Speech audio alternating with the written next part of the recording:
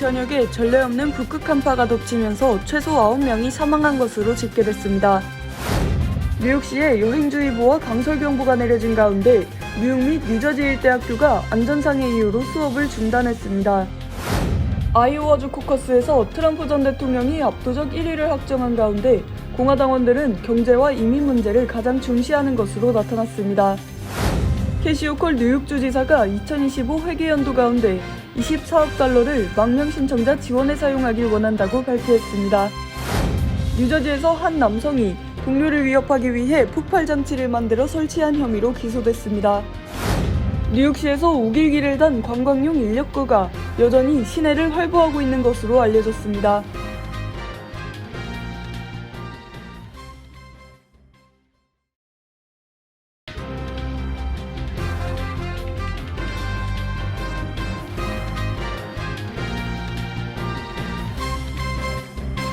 여러분 안녕하십니까? KBTV 뉴스9 이창원입니다. 뉴욕 일원도 눈과 함께 기온이 뚝 떨어져 겨울다운 날씨를 보이고 있는 가운데 현재 미국 인구의 45%에 해당하는 약 1억 5천만 명이 한파 경보 및 주의보의 영향을 받고 있습니다. 전국에 전례 없는 북극 한파가 덮치면서 최소 9명이 사망한 것으로 집계됐습니다. 정지원 기자가 전해드립니다. 제트기류를 타고 미국으로 내려온 거대한 북극 한파가 미 전역을 광범위하게 덮쳐 각지의 기온이 예년보다 20에서 40도 급락했습니다. 기상청은 현재 미국 인구의 45%에 해당하는 약 1억 5천만 명이 한파경보 및 주의보의 영향 아래 있으며 이런 경우 피부가 노출되면 몇 분 안에 동상을 일으킬 수 있고 그 직후 저체온증을 유발할 수 있다며 가능하면 외부 활동을 피하라고 조언했습니다. 서북부 오리건주에서는 강풍과 얼음, 눈으로 인해 8만 명 이상이 정전으로 불편을 겪고 있으며 총 4명의 사망자가 보고됐습니다. 산지 적설량이 122cm에 달한 서부 유타주에서 2명, 동부 위스콘신주 밀워키에서는 노숙자 3명이 저체온증으로 사망한 것으로 추정돼 당국이 조사에 나섰습니다. 북서부 몬태나주에서는 체감온도가 영하 40도 이하로 떨어졌습니다. 남부 텍사스주는 기온이 영하로 떨어질 것을 대비해 주민들에게 대형 가전제품과 조명 전원을 끄는 등의 에너지 절약을 주문했습니다. 엘리베마주와 켄터키주, 미시시피주도 비상사태를 선포했습니다. 항공편 정보 사이트 플라이트 어웨어에 따르면 동부시간 오후 8시 기준으로 미국 내 항공편 8,500편 이상이 지연되거나 취소됐습니다. 기상청은 강력한 한파는 내일부터 완화될 것으로 예보했지만 이번 주말께 또다시 캐나다에서 남하할 것으로 보여 중서부와 중남부 지역에서는 피해가 커질 수 있다고 경고했습니다. 뉴욕 일원도 이번 주 강추위가 예상되며 눈 예보가 이어지고 있습니다. 오늘에 이어 19일도 눈이 내릴 전망입니다. 예년보다는 따뜻한 날씨로 인해 적설량이 얼마나 될지는 예측하기 어렵지만 이달 들어 뉴욕 일원에서 계속해서 눈 예보가 이어지며 겨울다운 날씨가 이어지고 있습니다. KBTV 뉴스 정지원입니다. 어젯밤부터 내린 눈으로 인해 뉴욕시에 오늘 여행주의보와 강설경보가 내려졌습니다. 뉴욕 및 뉴저지 일대 학교가 기상 악화로 인한 교통 안전상의 우려로 줄줄이 수업을 중단했습니다. 김은지 기자의 보도입니다. 국립기상청에 따르면 센트럴파크는 공식적으로 700일 만에 처음으로 1인치 이상의 적설량을 기록했습니다. 오늘 오전 7시 기준 센트럴파크에는 1.4인치의 눈이 내렸고 하루 종일 진눈깨비가 내려 질척거리고 미끄러운 도로 상황이 이어졌습니다. 뉴욕시 교통국은 기상 악화로 교통정체 및 미끄러움이 예상된다며 각별한 주의와 함께 외출을 삼가고 출퇴근 및 통학을 위해 외출하는 경우 여유를 두고 집을 나설 것과 대중교통을 이용할 것을 촉구했습니다. 기상 악화로 인한 주의보는 오늘 오후까지 이어졌으며 뉴욕시 위생국은 자기 집 앞에 쌓인 눈을 치울 의무가 거주자에게 있다며 주민들은 눈이 내리고 난 후 4시간 이내로 4피트 이상의 폭우로 통행이 가능하도록 눈을 치우는 작업에 나서 안전을 도모해야 한다고 강조했습니다. 한편 뉴욕과 뉴저지, 커네티컷 일대가 교통 상황 악화로 인해 안전상의 이유로 휴교 및 수업 시작 연기 조치에 들어갔습니다. 뉴욕 하일랜드 폴스 학군, 엘렌빌 학군, 바이람 힐스 학군, 뉴팔츠 학군 등이 휴교 조치에 들어갔고 브루스터 학군, 그린버그 학군, 해리스 학군 등이 등교 시간을 2시간 연기했습니다. 뉴저지의 경우 버겐 카운티 테크니컬 스쿨스 등이 등교를 90분 연기했으며 버겐필드 공립학군, 잉구르드 공립학군, 해켄식 시티 학군, 미들랜드 파크 학군 등이 2시간 연기되는 등 학교 운영에도 영향을 미쳤습니다. 국립기상청은 뉴저지와 뉴욕 롱아일랜드까지 겨울철 기상경보를 발령했습니다. KBTV 뉴스 김은지입니다. 아이오와주 커큐스에서 트럼프 전 대통령이 과반수가 넘는 득표율로 1위로 확정한 가운데 공화당원들은 경제와 이민 문제를 가장 중시하는 것으로 나타났습니다. 또 트럼프 지지자들은 자신들을 위해 싸워줄 수 있는 후보를 선택할 것이라는 목소리가 높았습니다. 전상희 기자가 전해드립니다. 워싱턴 포스트는 코커스에 참여한 공화당원을 대상으로 경제와 이민, 낙태, 외교 정책 중 후보 선택 시 가장 중요한 문제는 무엇이냐는 입구조사를 실시한 결과 응답자들은 경제를 38%로 가장 많이 꼽았습니다. 이어서 이민 34%, 외교 정책 12%, 낙태 11% 순이었습니다. 경제와 이민을 가장 중요한 문제로 꼽은 응답자 중에는 트럼프 전 대통령의 지지율이 각각 52%와 64%로 다른 후보들보다 크게 높았습니다. 가장 중요한 후보 자질로 나 같은 이들을 위해 싸울 수 있는지, 나와 가치를 공유하는지, 조 바이든 대통령을 이길 수 있는지, 올곧은 성품을 가졌는지 중 하나를 고르라는 질문에는 나와 가치를 공유하는지 41%로 답이 가장 많았습니다. 다음으로는 나 같은 이들을 위해 싸울 수 있는지가 32%, 조 바이든 대통령을 이길 수 있는지가 14%, 올곧은 성품을 가졌는지가 11% 순으로 나타났습니다. 특히 나 같은 이들을 위해 싸울 수 있는지를 선택한 이들 사이에서는 트럼프 전 대통령은 82%라는 압도적인 지지율을 보였습니다. 반면 올곧은 성품을 가졌는지를 선택한 이들 중에서는 트럼프 전 대통령의 지지율은 10%에 불과했고 니키 헤일리 전 유엔 대사의 지지율이 66%로 가장 높았습니다. 바이든 대통령의 당선을 인정하지 않는 이들 사이에서 트럼프 전 대통령의 지지율은 69%에 달했습니다.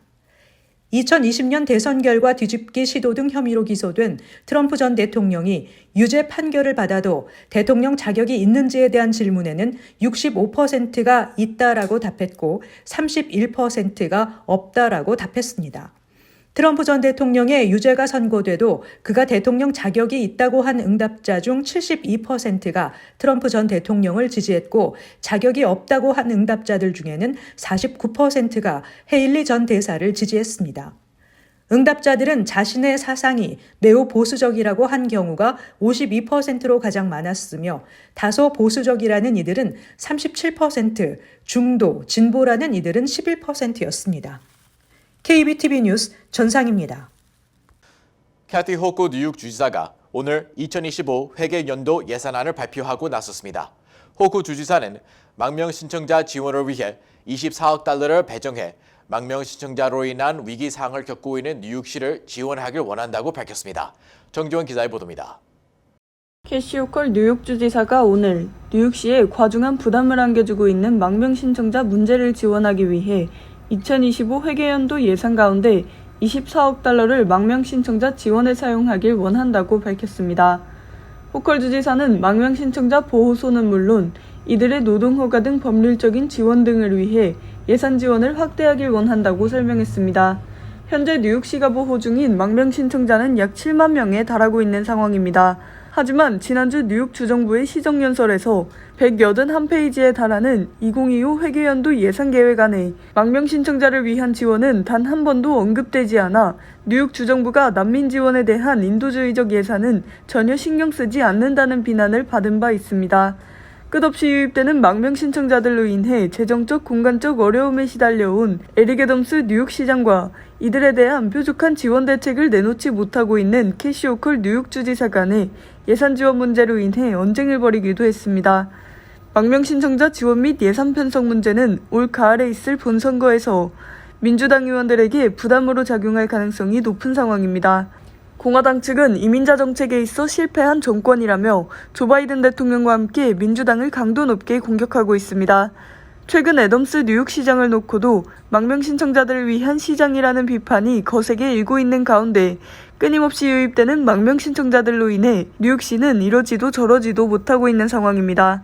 호컬 주지사는 망명 신청자 지원 예산 24억 달러를 통해 임시 쉘터 서비스 및 의료 서비스 지원, 그리고 긴급 보호소 센터 건립에 나선다는 방침입니다.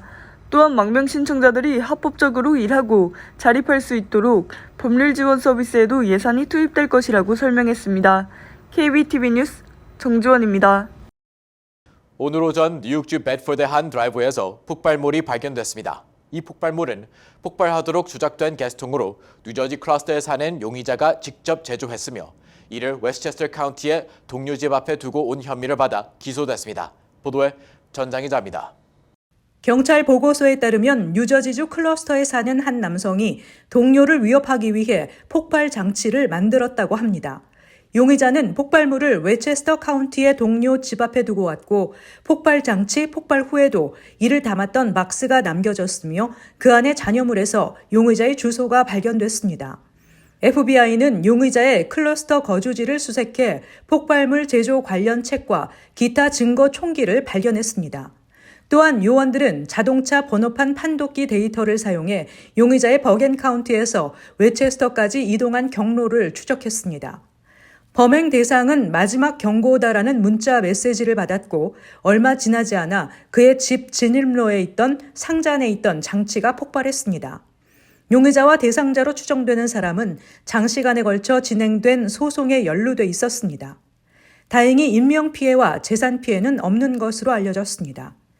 KBTV 뉴스 전상입니다. 한국의 문화 역사를 전 세계에 널리 알리고 있는 서경덕 성신여대 교수가 뉴욕시에서 우길기를 단 관광용 인력거가 여전히 시내 곳곳을 활보하고 있다며 뉴욕시 당국에 항의 메일을 보냈다고 어제 SNS를 통해 밝혔습니다. 김은지 기자가 전해드립니다. 서경덕 성신여대 교양학부 교수는 어제 SNS를 통해 최근 뉴욕에서 이와 같은 내용으로 수많은 제보를 받았다며 뉴욕 센트럴파크에 우길기로 치장된 관광객 인력거가 아직도 돌아다닌다. 전 세계인들이 모이는 관광지인 뉴욕에 대형 우길기가 돌아다닌다는 것은 정말로 있을 수 없는 일이라고 밝혔습니다. 서 교수는 이번 항의 메일에서 우길기는 과거 일본이 아시아 각국을 침략할 때 전면에 내세운 깃발로 일본의 군국주의와 제국주의를 상징하며 독일의 하켄크로이츠와 같은 의미인 전범기다라고 설명했습니다. 또 이는 뉴욕을 방문 중인 수많은 아시아 관광객에게는 전쟁의 공포를 다시금 상기시키는 행위라고 강조하며 이와 함께 시 공무원들이 이해하기 쉽도록 우길기 관련 영상도 첨부했다고 밝혔습니다. 서 교수는 지난해 4월 몇몇 최초 제보자들을 통해 우길기 인력거에 대해 알게 된 후 센트럴파크 사무소에 즉각 항의 메일을 보낸 바 있습니다. 당시 그는 제보자들이 인력거 운영자에게 우길기가 무엇이 문제인지 직접 얘기를 해줬지만 조치를 취하지 않아 서 교수에게 도움을 요청한 것이라고 설명했습니다. 서 교수는 세계적인 기관 및 글로벌 기업에서 사용된 우길기 문양을 지속적인 항의를 통해 바꿔오는 등 전 세계 우길기 퇴치에 많은 성과를 내고 있습니다. 이외에도 그는 뉴욕타임스에 처음 독도 광고를 싣고 타임스퀘어 광장 빌보드에 막걸리와 비빔밥 등 한식 홍보 광고를 올려 화제가 된 바 있습니다. KBTV 뉴스 김은지입니다. 뉴욕시 레스토랑 위크가 16일부터 오는 2월 4일까지 진행됩니다. 올해 레스토랑 위크 기간 점심 메뉴는 $30에서 $45이며 저녁의 경우 코스 내용에 따라 $30, $45 혹은 $60 등 3가지 메뉴로 운영됩니다. 참여 레스토랑은 퀸즈 플러싱 카이젠과 웬인 방콕 등 로컬 식당부터 맨하탄 미쉐린 레스토랑까지 시 전체 600여 개로 퀸즈에서는 총 30개 식당이 뉴욕시 레스토랑 위크에 참여합니다. 이런 가운데 마스터카드 소지자에게는 사전 등록자에 한해 $45 이상 지출 시 $30를 돌려주는 캐시백 이벤트도 함께 진행합니다. 한편 맨하탄 브로드웨이 뮤지컬을 반값 할인된 가격에 관람할 수 있는 브로드웨이 위크와 박물관, 문화시설에 1+1으로 입장할 수 있는 머스트씨 행사도 16일부터 다음 달 4일까지 진행됩니다. 뉴욕시 위생국은 시 전체에서 쥐떼 목격 사례가 6% 감소하는 등 쥐떼와의 전쟁에서 승리하고 있다고 발표했습니다. 이 같은 발표는 모든 사업체들이 쓰레기 봉투를 길거리에 내놓는 대신 컨테이너에 넣도록 요구하는 시범 사업 시행 결과로 나타난 것입니다. 이 새 규정은 해밀턴 하이츠 지역에서 시범 운영됐는데 이곳에서는 G 목격이 68% 감소했습니다. 위생국에 따르면 G 목격은 다른 G 완화 구역에서도 16% 감소했으며 이는 약 15년 동안 G 목격이 전년 대비 가장 크게 감소한 수치입니다. 컨테이너에 대한 규정은 오는 3월 시 전역에서 시행될 예정입니다. 뉴욕주 감사원 보고서에 따르면 모기지 상환액과 재산세, 렌트 등을 고려해 계산한 연간 주택비용 부담액은 2021-2022 회계년도 기준 약 3만 $300 수준으로 파악됐습니다. 10년 전 당시 뉴욕 일대 주택비용과 비교하면 68.4%나 늘어난 것으로 전국 평균 상승률보다 훨씬 높았습니다. 특히 렌트로 거주하는 세입자들의 경우 소득의 상당 부분을 렌트에 투입하고 있어 생활의 질이 떨어지고 있는 것으로 분석됐습니다. 뉴욕시 세입자 중 28.6%가 소득의 30% 이상을 렌트에 지출하고 있고 소득의 절반 이상을 렌트로 지출한다는 이들도 49.4%에 달했습니다. 소득의 절반 이상을 렌트에 쓰고 있는 비율은 스태튼 아일랜드가 가장 높았고 이어서 브롱스, 맨하탄 등이 뒤를 이었습니다. 이와 같은 현상은 결국 뉴욕시의 주택 공급이 수요에 크게 못 미치기 때문으로 나타났습니다.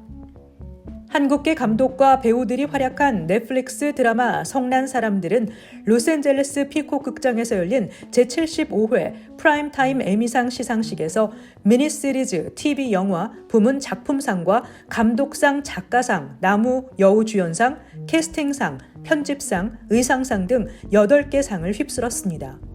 뉴욕타임즈는 워킹데드의 베테랑 배우인 스티븐 연이 첫 에미상 후보에 올라 테런 에저턴, 마이클 셰넌, 데니엘 레드클리프 등 다른 후보들을 물리쳤다고 전했습니다. NBC 뉴스도 지난주 골든글로브 시상식에서 아시아계 미국인들이 창작하고 출연한 드라마로는 처음으로 미니시리즈 작품상을 받은 역사를 쓴 데 이어 에이미상 시상식도 압도했다고 전했습니다. 잠시 후 커뮤니티 브리핑을 전해드립니다.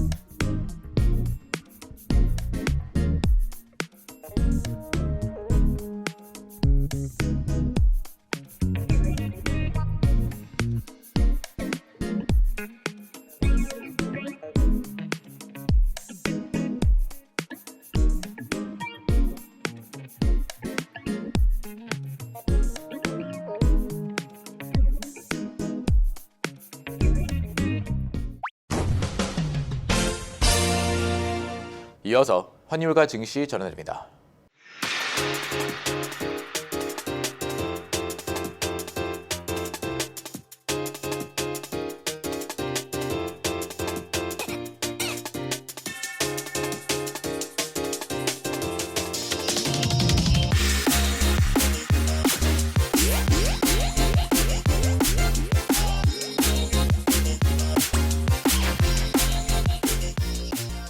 잠시 후 뉴욕과 뉴저지 날씨 전해드립니다.